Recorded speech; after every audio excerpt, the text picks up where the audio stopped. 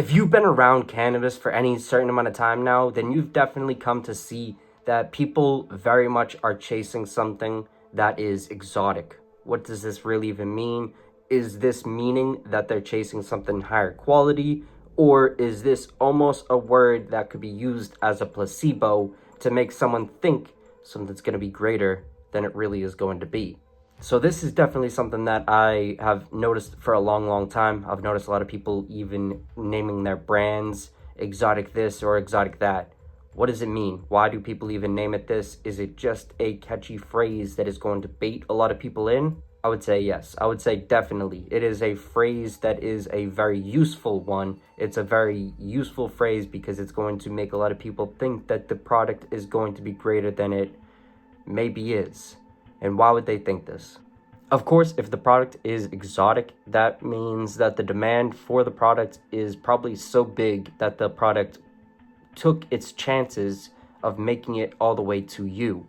And why would this even be something that means it has value? It having value is pretty much left up to you. If you cast your opinion on it being valuable, then it's valuable. But why do a lot of people think that exotic is the end-all be-all to meaning something is going to be great?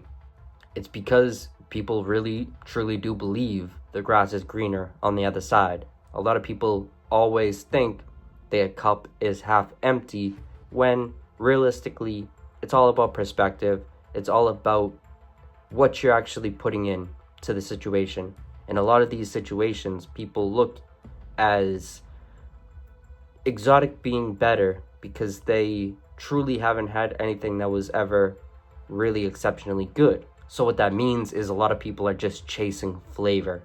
They're chasing a experience that they were sold on, what they think is something is going to be what they want, but usually it's not the case. Especially if it's getting exported, there's a big chance that by the time you get it, the product is no longer going to have as much value as it previously would when it first was harvested. One thing we can say for sure is the grass is always going to be fresher when you get it on your side. When it has to go to the other side for it to be consumed, it's going to go through a period of time that might leave it vulnerable for turning into CBN or worse. This being said, of course, the flavor and all of the differences are going to attract a lot of people to wanting to try these certain things, which is why exotic was something that had such a massive boom when it first came to the market. When was this, though? We can look back at the Acapulco Gold, we can look back at the Panama Red, and these seem to be in the 60s. These seem to be things that were very much controlling the market in the time that they were here, and the reason for it was because of the taste, and also due to the look as well. The look, the smell, and the taste were very much things that were selling these items very fast. And one of the main reasons is because they were just so different. They were very much so different to the Northern Lights, the Kushes, and all the crazy, funky, weird indicas that we were having easy access to in America at that time. It's something that leads me to wonder, why was there never any land races that came from America? And maybe there was. Maybe there was that were canceled off and made to not be remembered. Is that possible? It leads me to wonder, what were the Native Americans smoking? What types of herbs were they smoking to bring them peace, to bring them these spiritual awakenings, and to bring them these experiences that live on to this day and get told to us to this day as being very helpful for them, especially in a spiritual way? What were these different herbs? Of course, we do know that they had some contact with cannabis. This is not necessarily something that a lot of people can debate. It's not really something I'm speculating on. This is something that if you look at a lot of the history books, it says it. So, how did they get contact with this? How did they even get access to this in the first place? It leads to two questions. One is, did they rewrite history to make it so that we don't know about the land races that grew here, and so that we would assume they were only exported? Maybe. Or the other question, did the natives really travel across the world long before Christopher Columbus? And if so, was that the reason they were able to communicate so easily with Christopher Columbus?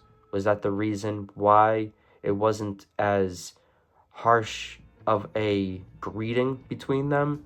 And is that the reason why they had cannabis so early on? Did they get it from Asia? First off, what we can look at is the Native Americans certainly did have some sort of herb they were smoking. It's definitely thought to have been cannabis, I should say. It's thought to have been cannabis, but it's not necessarily proven. It's not necessarily provable because it was so long ago. This plant is not necessarily something that's going to leave traces of it over that long of time. It's going to be able to discard of itself almost. And that's the wonderful thing about plants. But how could we ever know? How could we know if they were using it? Of course, from what they say. They apparently are very certain they were using some sort of cannabis-related item. This they call as the Indian indica.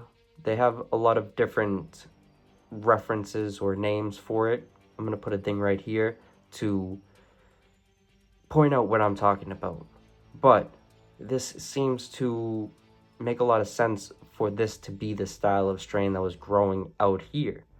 If it was some sort of Indian indica, then it almost makes sense why they would call them Indians in a way as well. Of course, that could be reaching a little bit. Maybe not though, because we very much knew these people as these laid back spiritual people who pretty much were able to calmly go about this wild existence in such a pleasant way. How was that? We do know that they had a lot of other herbs. They definitely were partaking in. There was a lot of herbs that they were partaking in that could have caused them even spiritual awakenings that would be a psychedelic kind of spiritual awakening. That's definite. But how is that possible in cannabis? Not at all. It's kind of a failed question because it's clear that they were seeming to have been using cannabis. So let's move on to the second question. Were they traveling long before Christopher Columbus actually came here and took credit? Video, we're going to be showing a guest that Joe Rogan has on. This guest is going to tell us about how the natives actually went to France very early on. This is something that a lot of people will definitely speculate on, and a lot of people are not going to want to listen to. So if you don't want to listen to this, skip forward. But let's play. America. 100 years before that, there had been Native Americans that had traveled to France. That's right. And met with the king. That's right. Yep. Yep.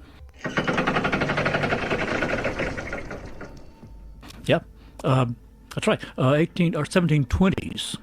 There was a group of native people from Kansas, Missouri area, and they had been courted by the French because the French wanted to expand their fur trade into that area up the Missouri River.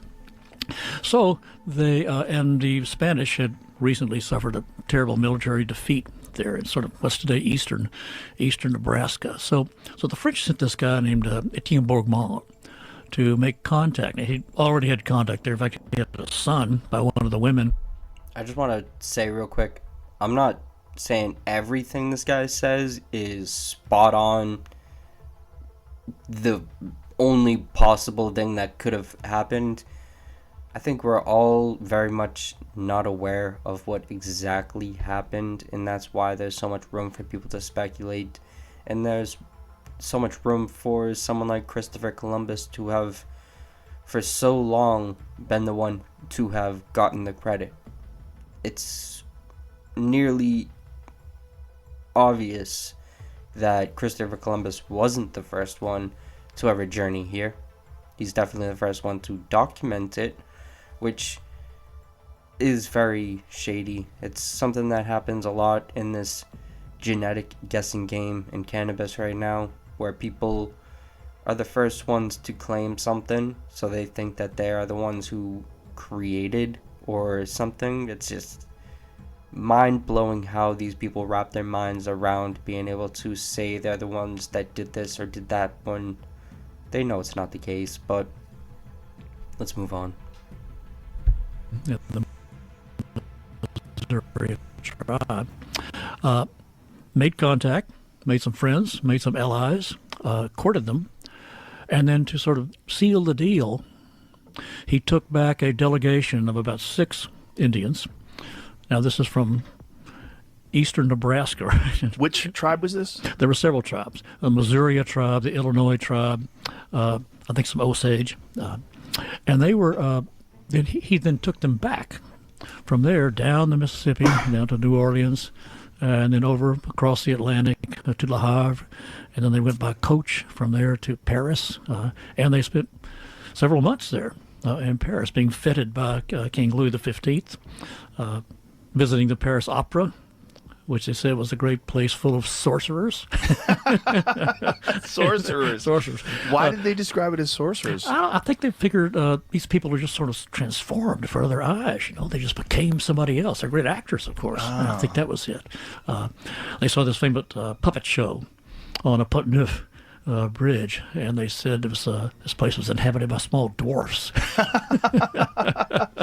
And they loved it. They were taken to the Court of Fontainebleau. They showed their expertise at hunting by riding bareback in the Bois de Boulogne, the royal woods, naked and bareback, shooting pheasants. Had a great time. One of them, a woman who was in fact the woman who had borne Bourbont's child, she married a sergeant in Notre Dame. They had a wonderful time, and the men liked just about everything except the men. The other men, the French men, they said they were sort of effeminate and sissy, and they said they smelled like alligators. Alligators. Yeah. Interesting. Yeah, but this was this 1720s, so that's what 80 years or something before Lewis and Clark even made it out to that area. That is so fascinating. Yeah. Now, what was the language barrier? How did they communicate? Well, there were Bourbont himself had lived for years among the Indians, and it was an expert on the Missouri River. So he was a Frenchman who came over, enlisted in the army, deserted, sort of went native, and became a coureur de bois, a French mountain man. Took up with the Indians, had this child by this woman. So he knew the languages quite well, and there were other. Remember, these Indians, as you can tell in this story, were very cosmopolitan, very sophisticated. They knew English, or some of them did. So I think the point to remember is that this, long before our image of Americans coming into this area, there was all sorts of contact between native peoples and Europeans, all sorts of exchanges. It was really a mixed world. A world that was far more complex, far more interesting, in my opinion, than the usual way that we remember it. So it's very interesting the way he breaks it down. I do very much want to believe a lot of this. I want to believe it, but I mean, what can we believe? We really don't have a lot to base it off of to think that they didn't travel. The only thing that would lead us to believe that is of how much they were in tune with the earth. They weren't people who were traveling around in all of these sophisticated ways. So for them to have gotten to France at that time could have only been possible if the French were to have come over and taken some back and then brought them back, which, who knows? At the end of the day, there is some proof. Let me pull up some photos. So as you can see in these photos right here, it very much appears that the French and natives had very early alliances. It also seems as if this spilled over into some sort of war that I'm very much unfamiliar with. I'm gonna have to do more research on this to actually figure out what they're speaking on in this part, but it definitely appears that they had some sort of alliance and some sort of connection very early on, way long before any of the connection that we now have. So this is something that amazes me. It's not more well known. So to sum up this video, it's basically left up to you and me to figure out stuff like this. This history is definitely still not completely washed away. It's still available to the extent where we can still figure out exactly when it came on the scene and why people really demanded it. But as you can see from the evidence we really have, it appears that stuff like Panama Red, it appears that stuff like Acapulco Gold were very much the early trendsetters of trying to get stuff from other places that aren't necessarily legal to get it from. Does this mean that's a start? No. So my assumption would be it came before the Native Americans. Would love to hear what people think.